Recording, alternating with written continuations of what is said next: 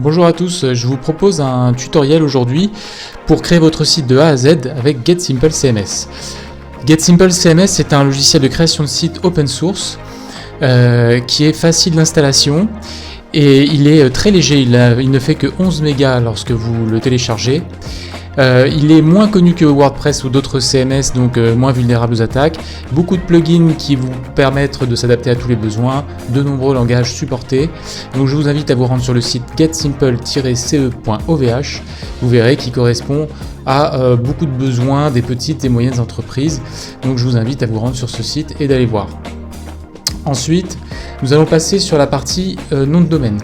Donc là, pour ce tuto, je vous invite à vous rendre sur OVH, ovhcloud.com, et donc quand vous allez acheter un nom de domaine pour quelques euros, vous allez avoir un hébergement gratuit de 100 mégas qui est largement suffisant pour un site vitrine ou même un site un peu plus élaboré. Vous avez un compte email de 5 gigas avec, et donc plein d'avantages différents. Effectivement, il existe des comptes payants. Des hébergements payants.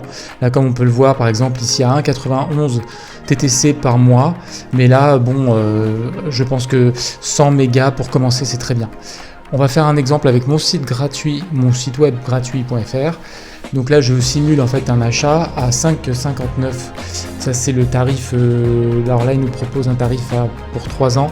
Donc c'est pour ça que le tarif est à 18 €, mais en fait, c'est moins cher que ça. Donc là, on va réduire sur un an. Sur un an, on voit que c'est 5,59 comme je le disais. Avec la TVA, on est à 6,71. Mais je vous invite à prendre l'option DNS Unicast qui va accélérer votre site internet. Donc là, vous poursuivez toute la commande. Vous réglez les 8 € ici, par exemple, pour un .fr. Pour un .com, c'est un tout petit peu plus cher, peut-être autour de 10 €.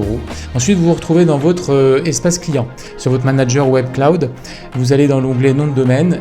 Et là, ici, on voit que dans information générale, on a une partie hébergement web et email gratuit. Vous cliquez sur activer. Et ensuite, vous suivez la procédure. Donc, vous faites suivant. Là, pour les DNS, il vaut mieux cocher les entrées DNS A et entrées DNS MX. Car en fait sinon ça va pointer vers les mauvaises IP.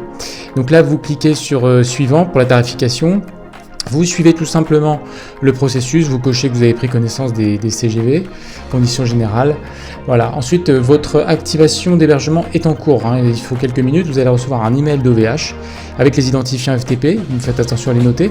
Moi, ce que je fais en général, c'est que plutôt d'entrée de jeu, je vais sur la zone DNS et je supprime l'entrée que vous voyez, Welcome, qui va en fait être un lien fictif pour l'accueil du site. Vous allez ensuite dans Information générale et dans la configuration du PHP. Je vous invite à mettre la dernière version ici, la 8.4, et vous validez. Vous allez voir pourquoi, ça permet aussi d'optimiser un peu la rapidité du site. Le certificat SSL, donc le HTTPS, normalement il est déjà actif. Ici vous voyez que par défaut j'ai activé. Donc si ce n'est pas le cas, vous pouvez l'activer ici ou le commander. Ici, moi je vais dans l'onglet FTP de mon nom de domaine. Je change le mot de passe, parce que je préfère mettre quelque chose de plus simple, et je vais dans l'FTP Explorer.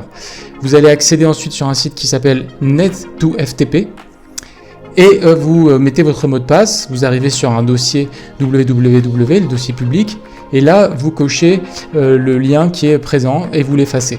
Vous effacez ce lien, comme ça vous êtes tranquille et votre dossier sera normalement supprimé, enfin votre fichier sera supprimé. Ensuite je vous invite à aller sur GetSimple, le site officiel, dans la partie download. Ici vous avez 3 types de téléchargement, je vous déconseille cela. Je vous conseille plutôt de partir sur le GitHub repo du Single File Installer. Comme vous voyez le GSCE Installer, vous cliquez dessus, vous allez ensuite en haut à droite dans les 3 petites boules et vous cliquez sur Download, vous téléchargez donc le fameux fichier PHP qui facilite l'installation. Ensuite, vous allez retourner dans Net2FTP, dossier www, et là, vous allez voir que le répertoire est vide. Vous allez voir charger votre fameux fichier de tout à l'heure. Vous cliquez sur Choisissez un fichier comme je vous le montre à l'écran, le fameux gsceinstaller.php. Vous cliquez dessus, vous l'ouvrez, et il va se télécharger quand vous allez cliquer sur la petite coche verte. Voilà, donc là, ça upload le fichier directement sur votre serveur, à la racine dans le dossier public. Une fois que vous avez ça, vous allez pouvoir copier ce nom-là, ou le taper comme vous voulez, si vous pouvez. Et là, vous allez taper le nom de votre domaine. Ici, c'est monexpertdigital.com/ et le nom du fichier.